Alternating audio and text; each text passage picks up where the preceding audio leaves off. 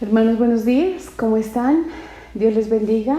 Damos gracias a Dios, nuestro Padre, que nos da la oportunidad de reunirnos, de estar bien, a pesar de que conocemos de que muchas personas cercanas a nosotros están sufriendo tal vez el rigor de la pandemia, están en hospitales. No dejemos de orar por los que conocemos y aún por los que no conocemos, y que están familias que están sufriendo. Damos gracias a Dios por este tiempo, por su palabra, y bueno, hoy estamos ya entrando en un nuevo evento que se veía venir. Estamos hoy en el segundo libro de Reyes, capítulos 18 y 19 vamos a abarcar hoy. Lo vamos a hacer mirando y analizando cómo los diferentes reyes han venido tanto al reino del norte como del sur, y pues acá ya vemos cómo en el reino del sur un rey tremendo se ha levantado, y en el reino del norte está el rey Oseas. Pero luego de hablar de Oseas, recordemos que aquí vemos que viene el cautiverio para Oseas. Entonces la palabra dice que en el tercer año en el que gobernaba Oseas, o sea, en el tercer año de su reinado, entra el nuevo rey del sur. Entonces aquí ya entra el rey, el hijo de Acaz, que es Ezequías. Y Ezequías, la palabra menciona que efectivamente es un rey bueno. Dice que no hubo rey como él. Entonces aquí hay una esperanza. Se retoma la vía que venía terrible como ejemplo al pueblo de Judá, a la tribu de Judá. Y este rey Ezequías dice que entendió claramente la palabra, y que empezó a derribar. Este sí hizo lo que debía haber hecho: derribar todos los lugares altos que venían siendo piedra de tropiezo para el pueblo de Israel, porque aquí venía una confusión tremenda. Y como hoy en día lo vemos, muchas religiones llevan a la adoración, a la idolatría. Como las personas no conocen la palabra, no leen la Biblia, no saben realmente lo que están haciendo. Bien, entonces lo que hace Ezequías es que derriba los lugares altos, derriba los ídolos y las imágenes que se habían levantado de la reina Aserá, de la diosa Aserá, y muchos dioses aquí. Pero también dice que destruye la serpiente de oro que estaba allí parece ser que en un lugar en el templo, estaba allí siendo una piedra de tropiezo para el pueblo, para la tribu de Judá. Recordemos que esta serpiente fue cuando Moisés llega, baja, se enoja, Dios castiga al pueblo, y Moisés el Señor le dice que haga una serpiente en oro, y que todo el que mirara a la serpiente, pero era un símbolo refiriéndose a que el que mirara a Dios, no la serpiente, sería sano. Entonces tal vez si alguno malinterpreta esto, entendían que era la serpiente la que deberían tocar, como muchas veces, si toco esto, si me unto un poquito de esta agua. No, era realmente la mirada en el Señor. Y por esto Ezequías destruye esta serpiente de oro, denominada Nejustán, tenía un nombre, y allí entonces ya quita todos estos lugares, y dice que él empezó a adorar al Señor, empezó a fortalecer el templo, empezó a traer la unidad de lo que era la verdadera adoración a Dios. Bien, pero vemos como en el reino del norte ya este rey Salmanasar, asirio, venía siendo el instrumento en las manos de Dios para llevar al cautiverio al pueblo a las 10 tribus de Israel. Y así lo menciona la palabra, que mientras estaba reinando Ezequías, los del reino del norte estaban yendo a Siria, a diferentes lugares, a diferentes pueblos, fueron esparcidos, y recordemos que fueron colocados nuevos habitantes, personas que no conocían a Dios. Esto ya lo veíamos como una estrategia para quitar lo que es la nación, lo que son sus habitantes, porque recordemos cómo políticamente una nación lo es, con sus habitantes, con su rey, establece sus estatutos y gobierna, pero aquí no había ya nación, por eso los esparcieron. Bien, en Judá entonces viene Ezequías gobernando, pero asimismo como Asiria llegó a Samaria, al reino del norte y a las diferentes ciudades, también viene contra el reino del sur. Entonces dice que la palabra nos menciona que un día fue acechando, vino a acechar este rey Salmanasar, vino a acechar a Judá, y entonces lo que hace Ezequías es inminentemente, sintiendo ya una invasión, dice que no, perdóneme por favor rey, yo le voy a entregar oro y plata, y así es como él hace entrega, como muchos de los reyes que se vieron amenazados, como pagar un impuesto para que no los constituyeran sus vasallos. Y entrega, dice la palabra, que entrega más o menos 990,000 kilos de plata y 990 kilos de oro. También él dice que Ezequías quitó los quiciales, o sea, como una puerta en donde hay, la puerta se cierra, todo eso que estaba recubierto en oro, que él mismo lo hizo, él lo quitó. Bien, todo este proceso viene aquí. Luego se levanta otro rey asirio, Senaquerib, y este Senaquerib viene contra Judá, pero ya de una manera avasalladora. Nos menciona la palabra que este sí no recibió ningún tributo, y parece ser que él empezó a conocer o a especular ciertas contrataciones que de pronto el rey de Judá estaba haciendo con Egipto. Entonces Ezequías dice que es acorralado y que llega un ejército, y el virrey, no vino el propio Senaquerib, sino que vino el virrey con el comandante de los ejércitos y con un ejército a las puertas de Jerusalén. Esto significaba una inminente invasión, y entonces la palabra menciona que se levanta este comandante y empieza a mencionar que todo lo que iban a hacer, que no se opusieran a ellos, que iban a ofrecerle un trato, que ellos conseguirían 5,000 caballos, y que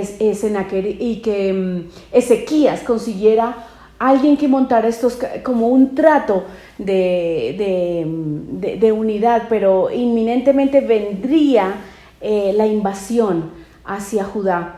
Pues aquí dice que ellos estaban a la entrada del muro de Jerusalén, y él gritando, vociferando, que no entendía cómo Ezequías confía en ese Dios, confía en el Dios, el gran Dios, que él mismo ha destruido sus altares, que él no entiende cómo ha destruido. Aquí parece ser que este Senaquerib está confundido tal vez de lo que hizo Ezequías, porque si bien Ezequías quitó los lugares altos, pero fueron los lugares de idolatría que eran la perversión para el pueblo de Israel, para la tribu de Judá, mas no era los altares del verdadero Dios, no era el único lugar. Él no lo entendía, pero él así estaba dando un discurso, vociferando y gritando, que no entendía cómo, si confiaba en ese Dios y él mismo destruyó, y que ni siquiera ese Dios los salvaría, y que van a avasallarlos y que iban a hacer sus esclavos, y empieza a decir una cantidad de cosas, contra el Dios, contra nuestro Padre, contra el gran yo soy. Dice que ni siquiera ese Dios te va a poder salvar de lo que yo vengo a hacer contra ti. Si yo he venido contra tantas naciones, efectivamente, dentro del discurso que estaba dando este virrey, que venía encargado por Sennacherib era cierto. Asiria se había convertido en una potencia mundial en ese tiempo de guerra y de opulencia, y nadie se oponía a sus reinados y a todo lo que las conquistas que venían haciendo. Entonces él le menciona y le dice todo esto, que él ha derribado ciudades amuralladas y ha derribado todo esto. Y entonces dice que rápidamente, porque salieron a recibir a esta comisión, dice que salió el administrador del palacio de Ezequías y sale con otro acompañante, y él le dice que por qué no hábleles en hebreo, mas no hable en arameo. Entonces, ¿esto por qué era? Porque el pueblo, la tribu de Judá, muchos estaban detrás de la muralla y los mismos militares, el ejército estaba escuchando todo lo que denominado este líder de Asiria estaba gritando y vociferando, y era para que ellos no sintieran pánico. Pero él entiende perfectamente lo que le dice, que hable en hebreo y no en arameo, y él le dice: voy a hablar, y sigue hablando en arameo, o sea, lo que lo entendía el pueblo de Judá, la tribu de Judá, y sigue diciéndoles: ustedes que están ahí detrás, quiero que escuchen, no escuchen a su rey Ezequías, porque él los está engañando, ni siquiera su Dios que ustedes adoran y que ustedes dicen que su Dios los va a salvar de lo que nosotros. No le hagan caso a su rey. Pero la palabra menciona que el pueblo, tanto el pueblo como todos los militares que estaban detrás de la muralla, quedaron en silencio porque obedecieron al rey Ezequías, y ellos no dijeron nada. Pero claro que sí, ellos quedaron asustados, quedaron tremendamente preocupados por lo que estaba sucediendo. Y bueno, acá entonces la palabra menciona que el rey Ezequías se quedó muy preocupado con esta amenaza que vino contra ellos, y dice que él entró en el palacio y se puso de luto, se puso con cilicio, se puso el traje que indicaba que estaba en angustia y dolor, y manda llamar al profeta Isaías. Ustedes recuerdan que en este tiempo en donde Ezequías está siendo rey, aún atrás desde Acaz, se está levantando Isaías, y aquí Isaías es llamado para ser consultado a Dios, y Ezequías dice que le dice: consulta, dile a tu Dios. Es curioso que acá Ezequías no le dice a mi padre, a mi Dios, a nuestro Dios, no lo dice así, dice a tu Dios, le dice a Isaías. Tal vez, curiosamente, ¿no? Vemos cómo él venía haciendo una cantidad de cosas, pero tal vez no conocía tan cercanamente a Dios, tan estrecho era su confianza en Dios, que él tal vez dijo: no, es el Dios tuyo, que era el mismo de él, pero no tenía como ese grado de tal vez confianza en él. Y le dice que lo saque de esta angustia, que míralo como este rey ha expresado, que lo que ha dicho, y que tal vez que si Dios quisiera ayudarnos, salvarnos de esta inminente desgracia, de esta inminente esclavitud que vendría, porque él ya conocía efectivamente que en el reino del norte sus coterráneos estaban ya esclavizados y estaban fuera de Israel, no estaban ya en Israel. Así es como Isaías dice que, viene la palabra y menciona que Isaías le dice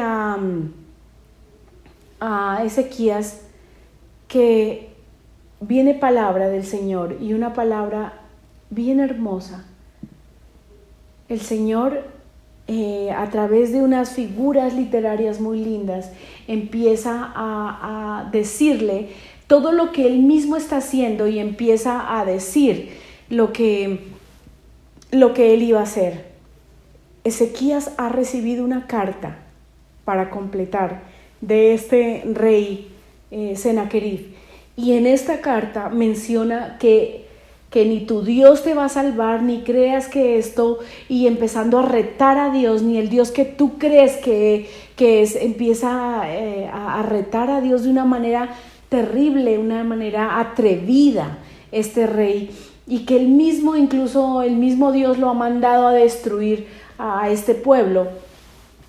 Entonces acá viene palabra de Isaías para Ezequías y para la tribu de Judá, y dice el Señor que menciona como que Él mismo son sus planes los que han venido con con todo lo que le ha sucedido al reino del norte, toda la esclavitud, que Él mismo lo ha utilizado a este rey como una punta de lanza para traer la esclavitud por el pecado que ha traído Israel, que este rey no se imagina quién es Dios, lo que va a hacer, que Él es el Dios de la creación, que Él empieza a disertar sobre lo que es la grandeza de Dios.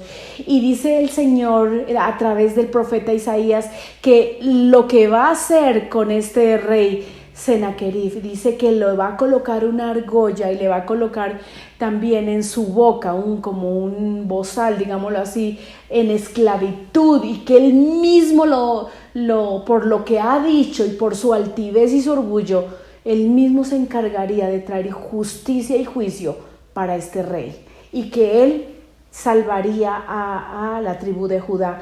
También viene palabra del Señor que ellos van a tener un tiempo de paz, que ellos van a poder, que no siembren, que ellos mismos la tierra va a dar fruto.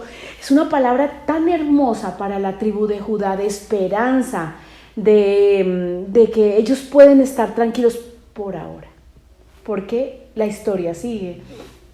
Y así es como entonces dice que el rey Ezequías entra al lugar donde se adoraba al Señor. Entra allí y dice que tiene una relación directa con Dios, que él habla al Señor compungido y le dice: Dios, ayúdanos, sálvanos, eres tú el único que puede hacerlo, eres tú el Dios. Hace una oración tan hermosa de arrepentimiento, de exaltación, de adoración, de asegurar quién es Dios. Y el Señor le dice: por cuanto tú hiciste esto, yo haré y traeré justicia para ti, les guardaré, y trae toda la palabra, confirma la palabra que Isaías ha dado. Así es entonces como la palabra menciona que efectivamente los asirios estaban afuera en un campamento, y que el ángel del Señor salió e hirió una cantidad del ejército de los asirios, y dice que confundió a este capitán que expresó, le hizo regresar a defender a su rey, porque él entendió que se había levantado una nación contra los asirios, y que el rey asirio estaba en peligro, el rey Sennacherib. Entonces ellos fueron a ayudarle, o sea, no atacó a Judá, y allí fue donde el ángel del Señor dice que hizo una matazón tremenda, dice como 180,000, si mal no recuerdo, mató mucha gente, y aquí entonces se detiene el ataque que venía contra Judá, y luego la palabra menciona que este Sennacherib ya regresó a Siria, y estaba un día en uno de sus templos allá adorando a todos estos ídolos, y aquí llegan dos de sus hijos, y dicen que lo asesinan, y aquí muere Sennacherib. Entonces miremos cómo Dios, frente a un corazón compungido y humillado, Dios obra. Este es el final, digámoslo así, es un resumen muy rápido de lo que es el capítulo 18 y 19.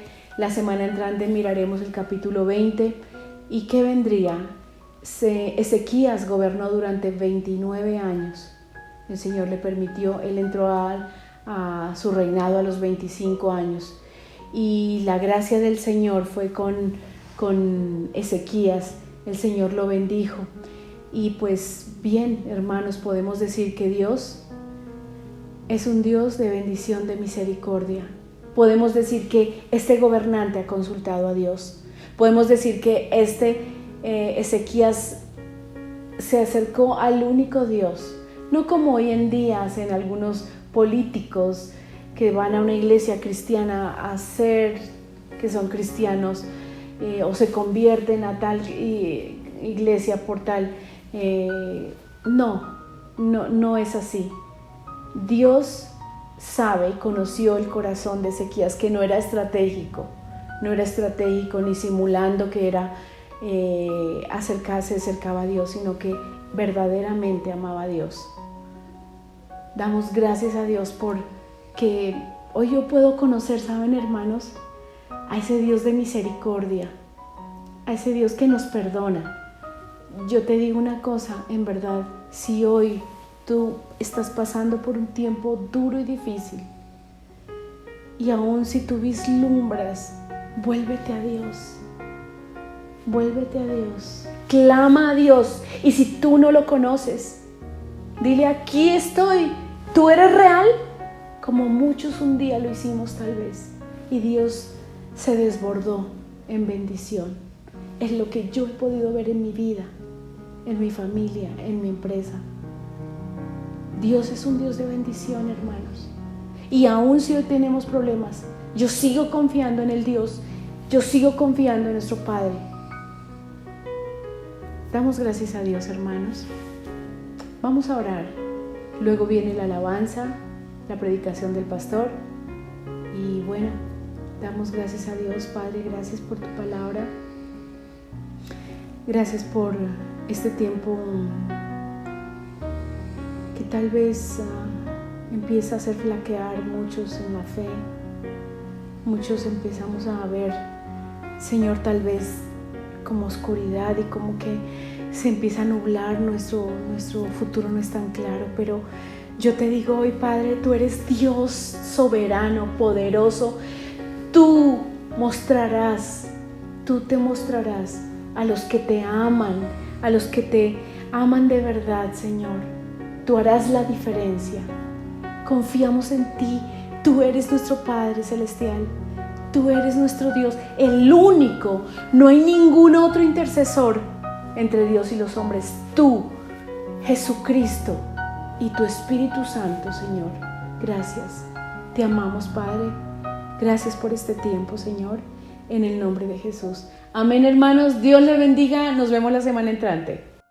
Buenos días, iglesia, reconciliándonos con Dios. Para nosotros es un placer estar de nuevo con ustedes esta mañana y queremos que se despoje de todo lo que le haya afectado durante la semana, inclusive en el día de hoy. Quiero que quite toda su tristeza. Dígale: Dios, te entrego mi tristeza, te entrego mi problema, te entrego mi preocupación. Y los que estamos agradecidos, entreguémosle toda la alegría y toda la alabanza. Canta, iglesia, conmigo, familia. Vamos arriba a esas voces y digámosle que solo Él es nuestro Dios. ¿Listo? Vamos a darle. Y dice: levantamos un clamor con sanidad y redención. Muéstranos lo que tú ves, los secretos de tu corazón. Un pueblo unido pide hoy tu libertad y salvación. Ármanos con tu valor, lo que deseamos es revolución. ¿Cómo? Que el cielo se parta en dos, inúndanos, que en el desierto broten ríos. Vida sopla hoy, hosana al Rey de salvación, hosana al Dios altísimo, hosana, Jesucristo, Jesucristo es Rey, hosana al Rey de salvación, hosana al Dios altísimo, hosana, Jesucristo, Jesucristo es Rey. Así es, vamos todos juntos, familia, no te quedes callado, dile. Levantamos un clamor con sanidad y redención. Muéstranos lo que tú ves, los secretos de tu corazón. Un pueblo unido pide hoy verdad y salvación. Ármanos con tu valor, lo que deseamos es revolución. Dice que el cielo se parta en dos, inúndanos, que en el desierto broten ríos fuertes, vida sopla hoy. Hosana al Rey de salvación, hosana al Dios altísimo, hosana, Jesucristo, Jesucristo es Rey.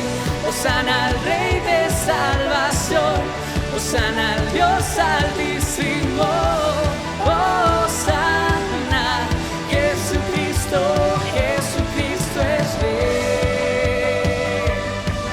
Así es, deja que la presencia del Señor entre en tu vida, inunde tu casa, inunde tu mente, inunde nuestro corazón.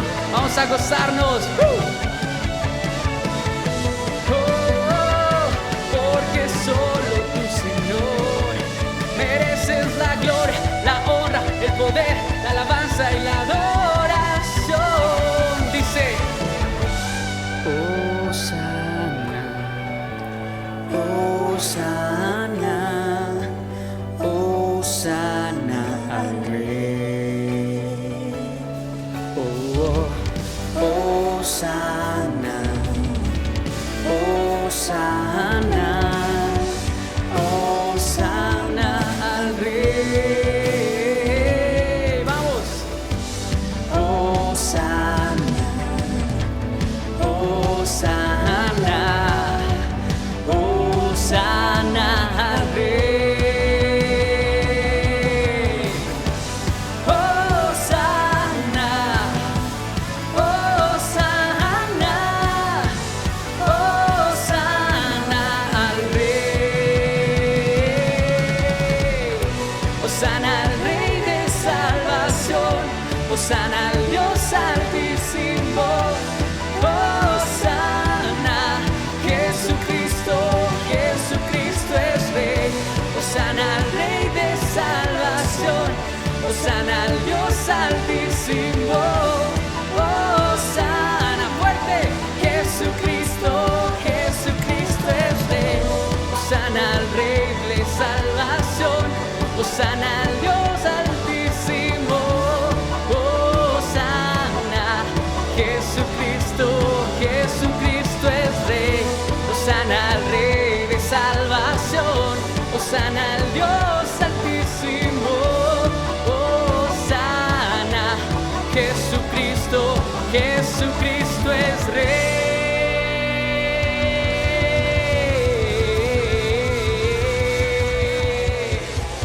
Y que ese aplauso sea para nuestro Dios. ¿Cuántos están alegres? Y esto hasta ahora está comenzando, ¿cierto, Val? Así es, Dani, vamos a seguirnos gozando en la presencia de Dios, recordando que un día el Señor va a volver por su pueblo, el Señor va a volver por su iglesia. ¿Cuántos de ustedes están listos para cuando eso suceda? Como el relámpago que sale del oriente y va al occidente, así será cuando vuelva el Señor.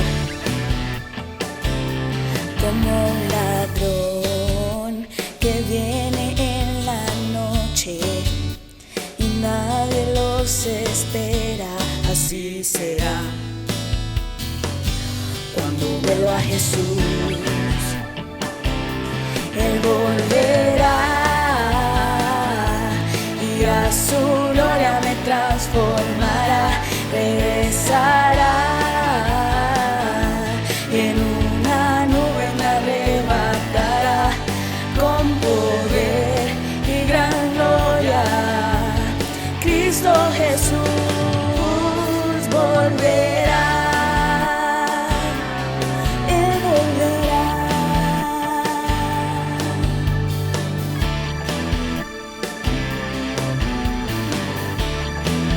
Con voz de mando, con voz de mando, descenderá del cielo y tocará trompeta, así será cuando vuelva el Señor. Él llamará a los que han dormido y a los que hemos creído, así será. Cuando vuelva Jesús, Él volverá y a su gloria me transformará, regresará y en una nube me arrebatará con poder y gran gloria. Cristo Jesús volverá.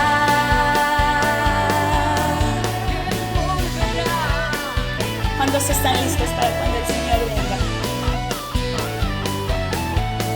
Por eso la Biblia nos pide una cosa importante: velad y orad, el tiempo se acerca ya.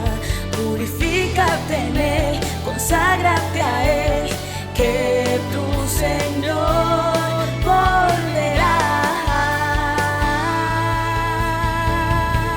Él volverá y a su gloria me transformará, regresará y en una nube me arrebatará. Él volverá y a su gloria me transformará, regresará y en una nube me arrebatará con poder y gran gloria. Cristo Jesús volverá.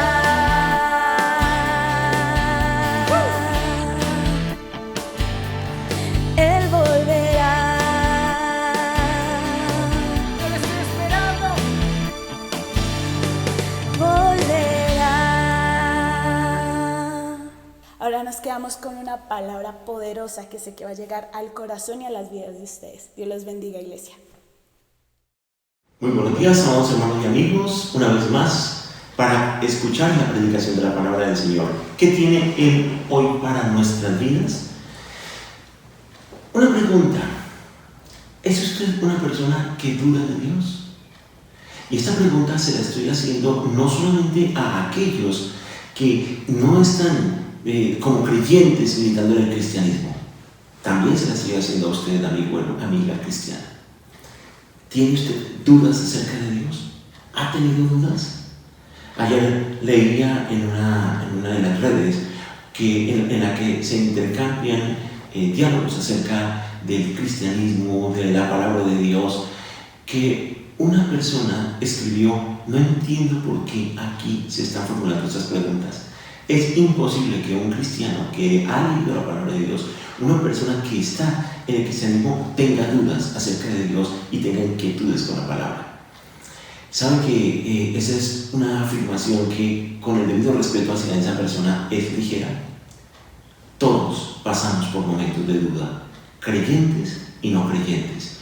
Nosotros no estamos exentos de eso, como lo vamos a ver en el desarrollo de este mensaje y cómo el Señor ha plasmado en su palabra hechos concretos al respecto, pero también cómo nosotros podemos confrontar y enfrentar nuestras dudas. Por esa razón, la Escritura nos dice incluso que es algo que a veces es una lucha para cada uno de nosotros. En Hebreos 11:6 dice de la siguiente manera la palabra del Señor: de hecho, sin fe es imposible agradar a Dios. Todo el que desea acercarse a Dios debe creer que Él existe y que Él recompensa a los que le buscan con sinceridad. ¿Cómo confrontar esa palabra con nuestras dudas?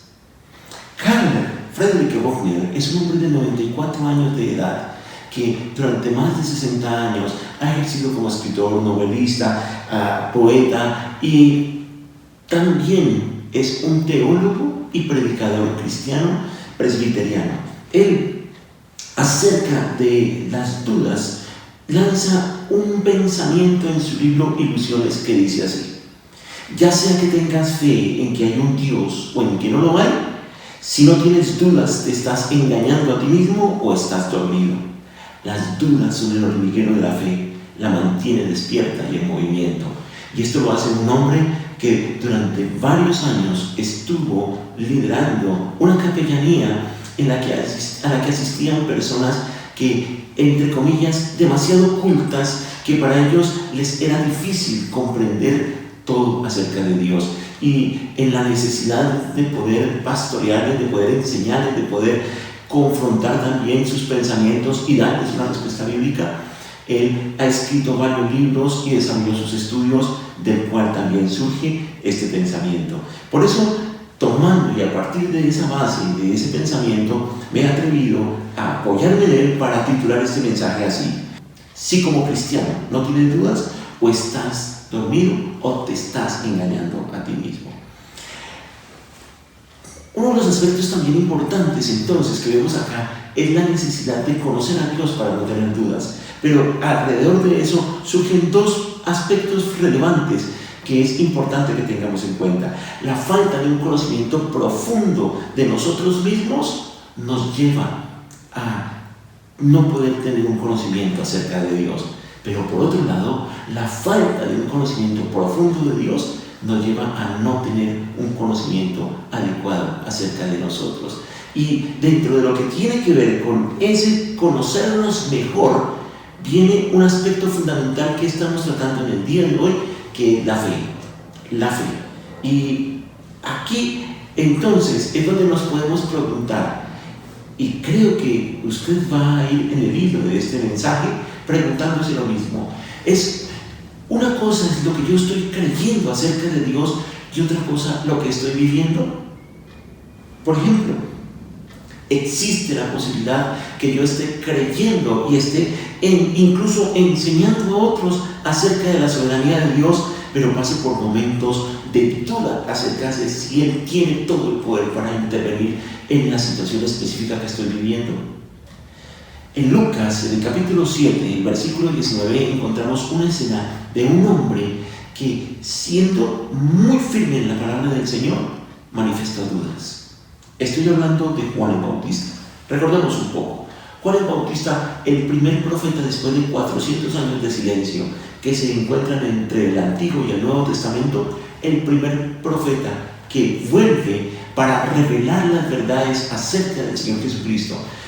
Juan era primo de Jesús. Él salió del desierto, nos narra la Escritura, usted puede encontrar en Marcos, por ejemplo, cómo él sale y comienza a predicar el arrepentimiento para el perdón de pecados, porque el reino de los cielos se ha acercado. Y habla específicamente de Jesús como el Mesías, e incluso llega a decir, por ejemplo, que él no era digno siquiera de desatar el calzado de las sandalias, desatar las sandalias de Jesús. No era digno, dice así la palabra. Yo no soy digno de desatar el calzado de él. Él fue aquel que incluso fue el quien bautizó a Jesús. Jesús, cuando, como lo vimos la semana pasada, Jesús él dijo, vengo aquí a ser bautizado, y Juan dijo, no, yo no tengo cómo yo bautizarte yo a ti. Pero el Señor le dijo, es necesario que así sea para que se cumpla la palabra. Él presenció el instante mismo en que al salir Jesús de las aguas,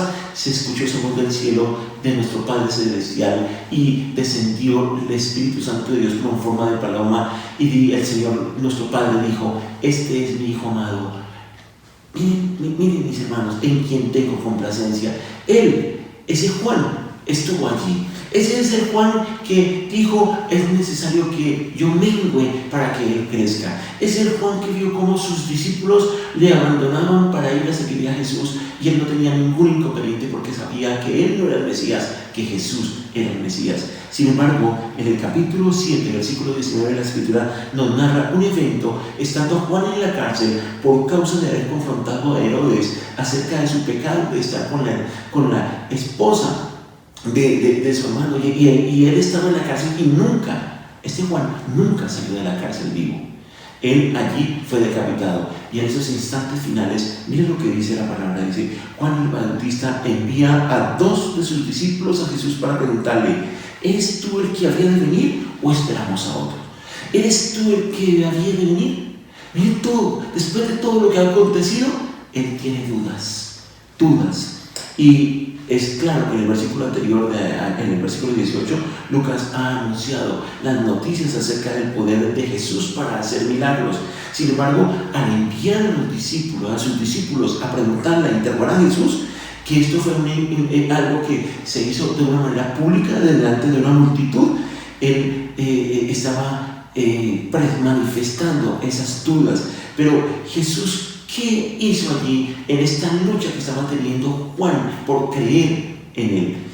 Mientras Jesús actuó de una manera muy sabia, porque le dijo a sus discípulos: digan a Juan, los ciegos ven, los sordos oyen, los mudos hablan, los cojos caminan, los paralíticos caminan.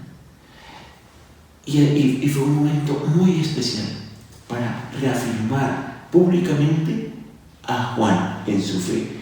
Ahora, con otros, con más frecuencia de lo que nos podemos creer, realmente con mucha más frecuencia, llegamos a pasar en esas dudas. Incluso usted y yo podemos llegar a participar en debates acerca, por ejemplo, de que Dios es nuestro proveedor, pero a la vez llegar a tener dudas cuando está pasando, cuando no se pierde el empleo, cuando los negocios comienzan a menguar, cuando los ingresos bajan. ¿Será que Dios sí me va a proveer? Y tenemos angustia. Esa angustia es un reflejo de las dudas acerca del Señor. Podemos llegar a decir: Dios es sanador, pero en el fondo incluso estar hablando con una persona y dudar acerca de: ¿será que sí se sanará?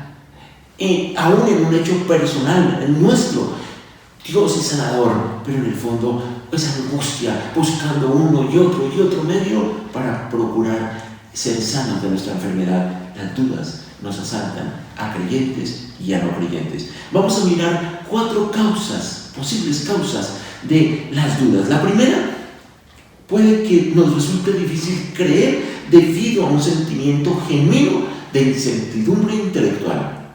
Eso puede ser la primera, un sentimiento genuino de incertidumbre intelectual. Y es que al respecto tenemos que tener claro una cosa: nosotros no somos Dios.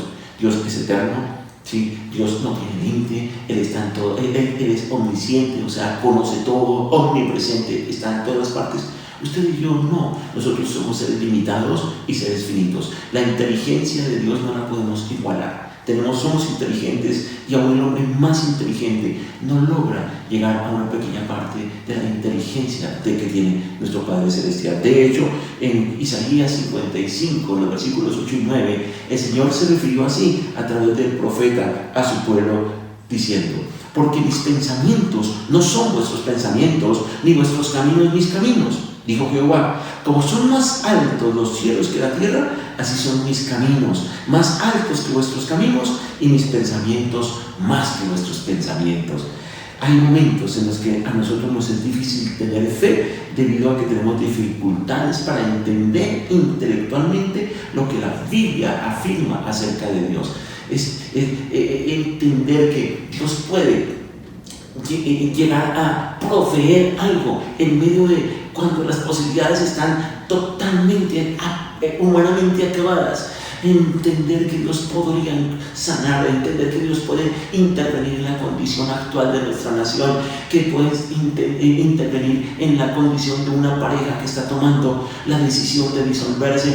Eso a veces en nuestra cabeza llega un momento en que decimos: no, esto ya no es posible, ya esto se acabó. En segundo lugar, podemos luchar por creer debido a expectativas que no se han cumplido. A veces hay una incoherencia entre lo que se nos ha afirmado acerca de Dios, e incluso puede haber personas como líderes religiosos, incluso o no religiosos, personas que hablan, por ejemplo, de una mentalidad positiva, de una actitud mental positiva, y nos hacemos la idea de que en esto vamos a estar bien, en aquello también. Si yo pienso que soy sano, voy a estar sano. Si yo pienso que tengo dinero, voy a tener dinero. Si yo pienso que me va a salir este negocio, me va a salir este negocio. Si yo pienso que mi hogar se va a restaurar, se va a restaurar.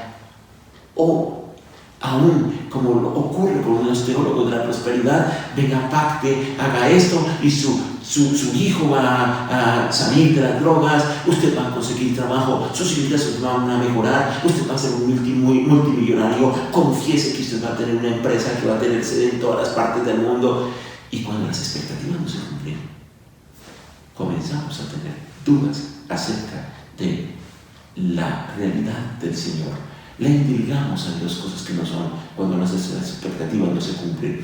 Es tal, por ejemplo, que recuerdo un hombre que se me acercaba y me decía: mire, nosotros con mi esposo, con mis hijas estamos buscando de Dios, y ellos se congregan en una de estas iglesias que auspicia la prosperidad y que lleva ese mensaje permanentemente. Y decía: pero no salimos de la condición en que nos encontramos, y ya mis hijas están dudando acerca de Dios y nos hemos acogido a todas sus promesas. Sí, en segundo lugar, podemos luchar por creer debido a expectativas no cumplidas, porque aún personas con una buena intención pueden hacernos ver cosas de parte de Dios que no son así. Recuerdo el caso de una joven con cáncer. Su cáncer estaba ubicado en la cabeza, su cabeza estaba bastante inflamada. Sus padres habían recibido la visita de una persona que vino incluso de los Estados Unidos a orar por ella, y la palabra recibida era: en tal fecha ella va a estar sana y luego va a ir a recorrer el mundo y va a ser misionera y va a dar testimonio de Dios, de la obra de Dios. Pero cuando llegué aquí, después de haber orado, yo les dije: ¿ustedes están preparados por si quizás su hija muera? Prácticamente allí se anulaba la posibilidad de ir a orar por ella, porque se le podría considerar un hombre de poca fe, un hombre. ¿Quién va a encomendar orar por la sanidad de un hijo a aquel que está diciendo es posible que llegue a morir? Pero tenía la responsabilidad de expresar esto. Dicho sea de paso, esta joven murió, y las cosas que le habían dicho no se cumplieron, y esta familia tambaleó en su fe. En tercer lugar, puede que luchemos debido a la realidad del dolor en nuestras vidas. Es tan grande el dolor como estaba ocurriendo allí. Imaginémonos ese caso de Juan el Bautista, encarcelado por decir la verdad, encarcelado por estar por estar predicando la palabra de Dios. Y allí, después de todo lo que él conocía de Jesús, él llega a pensar que de pronto este no es el Mesías, y envía allí. La historia de la iglesia deja claro que el dolor a menudo es una prueba que produce una profunda formación espiritual. Las pruebas en nosotros que nos causan tanto dolor siempre han sido una manera en que nosotros llegamos a crecer en nuestra relación con Dios. Cuando hemos perdido el empleo, cuando los ingresos han menguado, hemos podido conocer que no son mis amigos, que no es mi intelecto, que no son mis capacidades, que no son mis palancas, sino que es Dios el proveedor. Él es la fuente que por diversos canales se manifiesta como nuestro proveedor. Cuando hemos estado en una enfermedad en donde ya no hay esperanza de una sanidad y logramos ver a ese Dios sanador, entonces allí nosotros vemos como Él obró. Cuando en medio de las circunstancias adversas en un hogar vamos viendo cómo Dios obra, entonces aprendemos a valorar esto. Mis hermanos, una manera de crecer espiritualmente, de formarnos espiritualmente, es a través de esos momentos críticos de dolor en nuestras vidas. Y esos son esos tiempos de desierto que como que decimos: aquí ya no hay nada que hacer, pero allí Dios está obrando. El Señor en el desierto nos lleva a crecer. Y en último lugar, puede que nos resulte difícil creer porque hemos decidido amar el pecado. Cuando de manera voluntaria nosotros elegimos amar el pecado, pues dejamos entrever una discrepancia. Dios nos está diciendo algo respecto a una parte de nuestra vida que está fallando. Sin embargo, nosotros decidimos seguir adelante. A pesar de que Dios dice una verdad en su palabra, buscamos acomodar las cosas. ¿Para qué? Para poder seguir viviendo esa vida pecaminosa que es mi deleite, esa vida temporal que me está trayendo placeres. Pero ¿sabe qué es lo que hace? Cuando una persona toma la decisión de vivir así, de deleitarse en sus propios caminos, esa persona normalmente va a sufrir un incremento en sus dudas acerca de la palabra de Dios. Cuesta creer en Dios cuando hemos elegido el camino del pecado.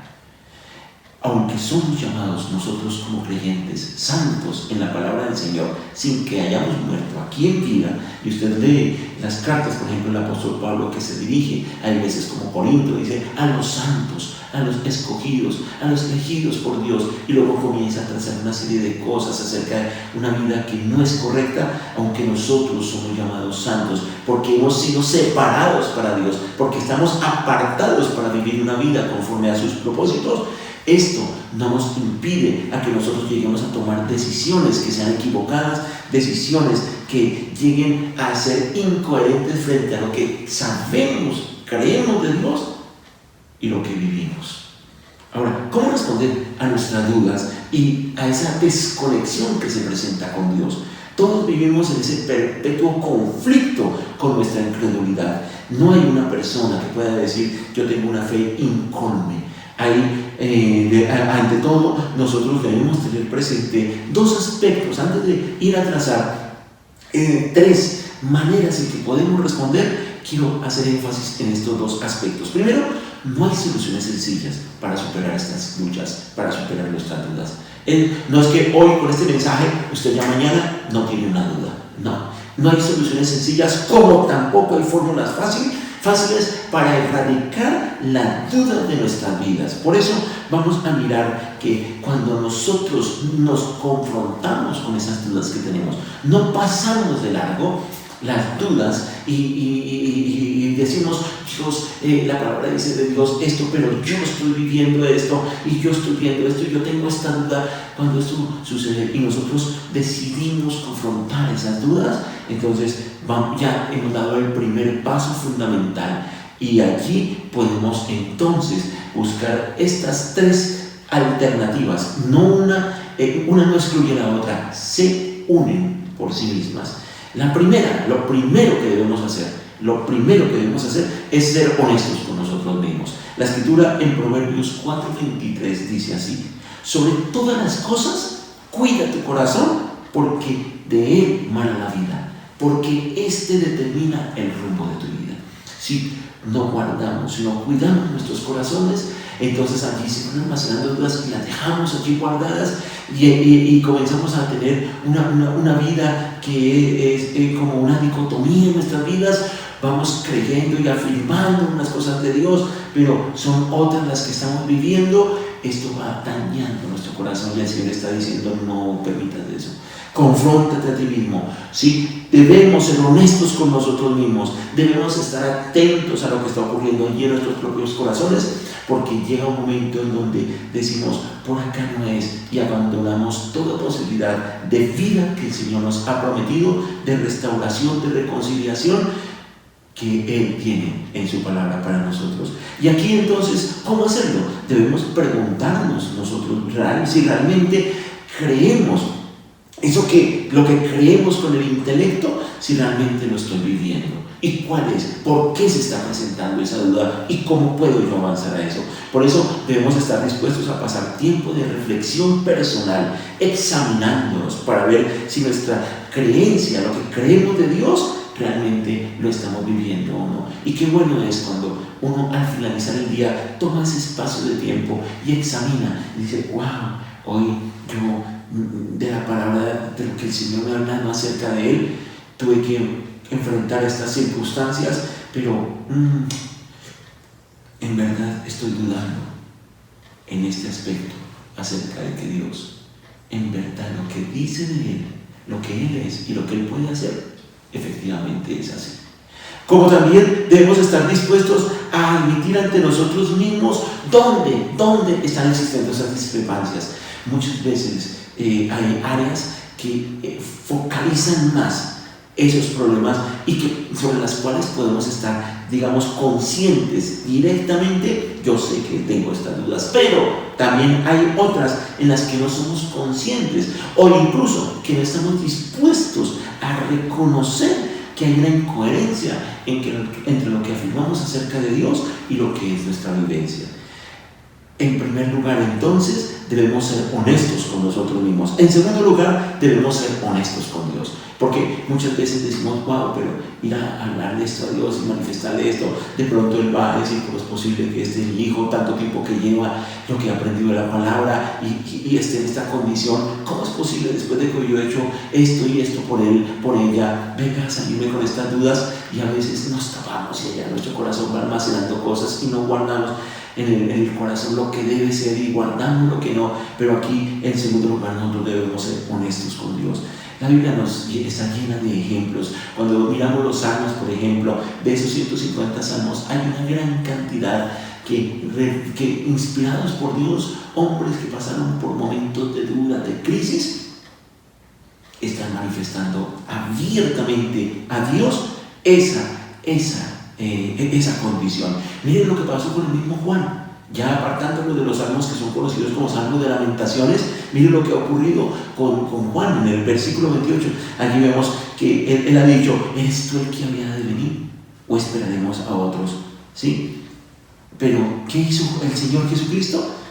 ¿Por qué Juan tuvo esa duda? Porque no solo Juan, sino el contexto judío de ese entonces esperaban a un rey mesiánico, que el Mesías fuera un rey que fuera conquistador y los liberara del imperio de entonces, que era el imperio romano. Pero al ver que ese Jesús no era ese, sino el hombre compasivo, aquel que estaba con amor predicando la palabra, exhortando, enseñando, atendiendo al necesitado, y que no estaba confrontando a esas autoridades del imperio, dudó, ¿será que este sí es el Mesías? ¿Y cómo respondió Jesús? Jesús defendió a Juan ante la multitud, e incluso llegó a decir, después de que habló con los discípulos y les dijo, mire lo que estaba pasando, vaya y díganle a Juan, ¿sí? Los ciegos ven. Y así cada uno de estos milagros que narra la Escritura. Y allí dice el Señor en el versículo 28 de Lucas 7, dice, entre los nacidos de mujeres no hay mayor profeta que Juan el Bautista. Noten que él no lo avergonzó, noten que él no lo recriminó, noten que él no lo cuestionó, sino que el Señor, de una manera muy pastoral, lo exaltó delante de todos. Entre los nacidos de mujeres no hay profeta mayor que Juan el Bautista. Y en tercer lugar, debemos ser honestos con nuestros amigos de confianza. Cada uno de nosotros tiene a alguien de confianza en quien podemos depositar nuestras dudas, pero a veces, por la condición en que nos encontremos, de pronto sentimos vergüenza, de pronto decimos, no es prudente hablar esto, de pronto podemos llegar a decir, no, mi amigo, ¿qué va a pensar de mí? Pero no dude, el Señor nos ha provisto en una comunidad auténtica. La iglesia es el contexto más apropiado, el cuerpo de Cristo, creyentes, personas que pueden comprender que pasamos por dudas, ellos pueden ayudarnos mucho más. Por eso es relevante que ustedes sepan, sepamos en el día de hoy que todos pasamos por dudas. Así de que si alguien también se nos acerca con dudas, mal haríamos en ir a cuestionarlo, a recriminarlo, en atender sus dudas y después a puerta cerrada o con otras personas estar cuestionando lo que esa persona nos ha hablado, porque usted y yo pasamos por dudas. Y así el Señor nos recomienda también que debemos ser honestos con personas que sean amigos de confianza. Gálatas, el capítulo 6, el versículo 2 dice, sobrellevar las cargas los unos de los otros. Lleve la carga de otro. Esa carga no solo es el problema, no es solo la dificultad. Esa persona que está angustiada, por ejemplo, por un momento de enfermedad y pide oración, podríamos decir, ¿qué le pasa? Está dudando, no debería pedir oración. No, esa persona está expresando un momento de duda que quizá el día de mañana usted llegue a vivir. Quizá el día de mañana. Por eso, en ese mismo Gálatas 6, en el versículo 1, la Escritura nos dice que nosotros debemos atender a la persona que está pasando por esa lucha con amor, porque quizá el día de mañana nosotros seamos los que lleguemos a pasar por ese momento, sea que esté en pecado, sea que esté en un momento de crisis en su hogar, en su economía, en su salud, qué sé yo. Usted sabe con qué aspectos fundamentales están de pronto aquejando su vida. Nosotros debemos buscar un amigo de confianza para depositar esa carga y poder decirle, oremos juntos. Claro, uno podría decir si esta persona está pidiendo oraciones, porque esa persona está presentando dudas, y a esta altura de la vida con dudas. ¿Cómo es posible que un pastor pida oración? ¿Cómo es posible que un líder esté pidiendo oración? ¿Cómo es posible que un maestro de escuela dominical esté pidiendo oración? Claro que sí. No hay un ser humano que pueda hoy sentirse plenamente 100% sin dudas. Hay un teólogo holandés que se llama Armin Cooper, que tiene un pensamiento que me parece muy relevante y muy pertinente para este tema, y dice así: como un árbol del bosque protege a otro contra la violencia de la tormenta, así en la comunión de los santos uno protege al otro del viento, del tormento, de la duda. Como un árbol del bosque protege a otro contra la violencia de la tormenta, así en la comunión de los santos uno protege al otro del viento, de la tormenta, de la duda. Dios nos ha dado el don de la comunidad para apoyarnos en otros.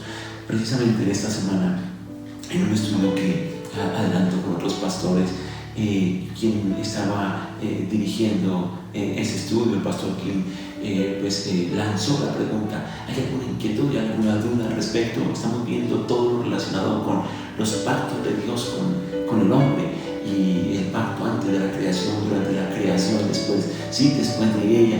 Y no son los pactos que el hombre hace con Dios que habla la teología de la prosperidad, no, eso no es bíblico. Estoy hablando de los pactos que Dios hace con el hombre.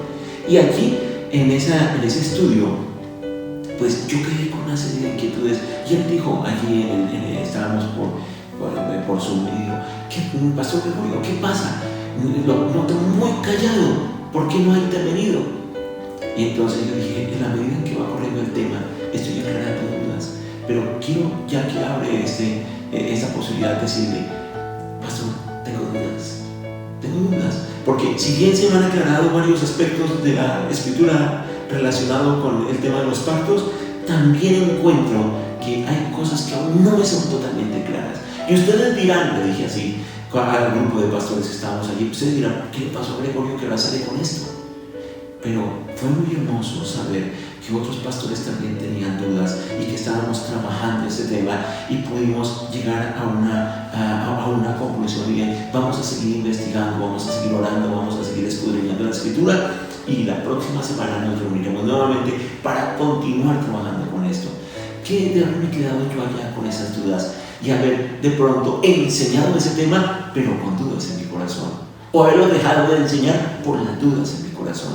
Debemos ser honestos con nuestros amigos de confianza. Y aquí yo quisiera hacer algunas preguntas. Por ejemplo, ¿cree que Dios perdona? Usted dice: Dios perdona.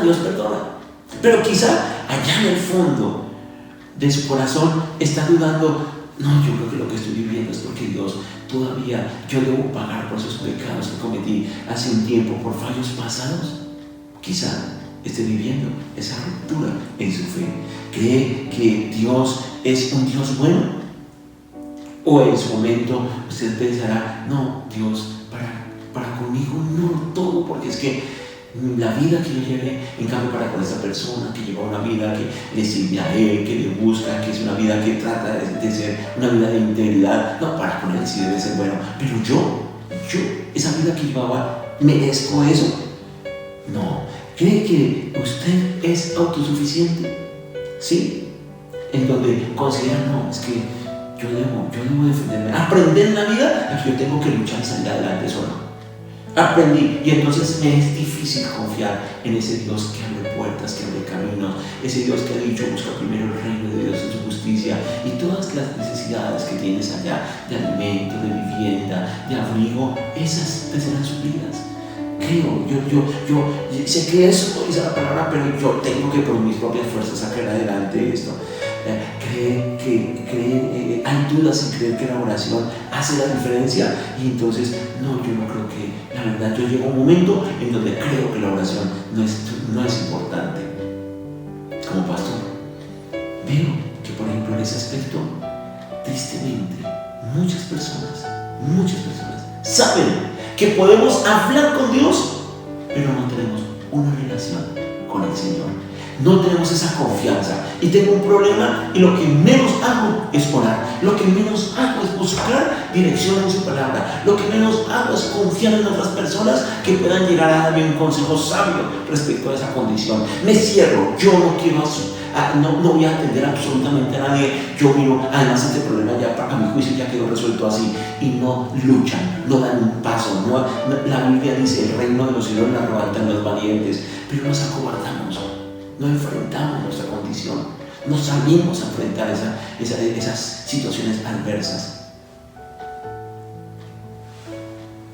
La oración, la comunión con Dios, la comunión con el prójimo, el confrontarnos a nosotros mismos, son fundamentales para poder crecer espiritualmente en esos tiempos en que la duda nos abriga.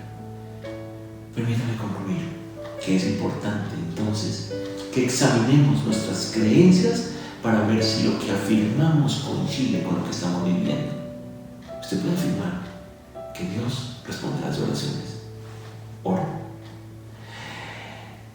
Que lo que creemos en lo profundo de nuestro ser realmente lo estemos viviendo.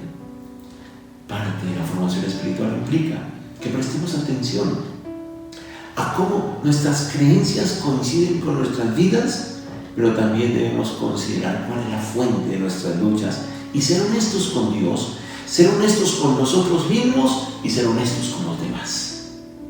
Cuando respondemos de esta manera, Dios puede usar estas luchas, estas dudas que tenemos en nuestra vida para seguir reafirmándonos. Vamos a orar. Amado Padre, gracias. Yo mismo siento un descanso al tratar este tema, al poder manifestarle a quienes están escuchando, Señor. Personas que te siguen y personas que no. Que en mi corazón ha habido dudas. Y no soy el único. Juan el Bautista. Tantos hombres y mujeres que están narrados allí en la palabra, en tu palabra, tuvieron dudas, tuvieron luchas. Todos pasamos por dudas. Y muchas gracias por esta palabra que nos reconforta, nos fortalece. Ayúdanos, Señor, a examinarnos a nosotros mismos, a hablar contigo con honestidad acerca de nuestras dudas y a hablar con otros también. Compartir nuestras dudas, ya que cuando otros se acerquen, podamos también nosotros ser personas sensibles y sencillas y conscientes que la duda forma parte de nuestro diario vivir. Padre, tú has dicho, sin fe es imposible agradar a Dios, porque quien se acerca a Dios debe creer que Él existe y que recompensa a quienes le buscan. Este es un momento muy especial en que podemos crecer entre lo que creemos y lo que vivimos y acercar nuestras vidas a nuestras creencias. En el nombre de tu Hijo Jesús. Amén. Muy bien, próximo domingo, Dios le bendiga. Hasta pronto.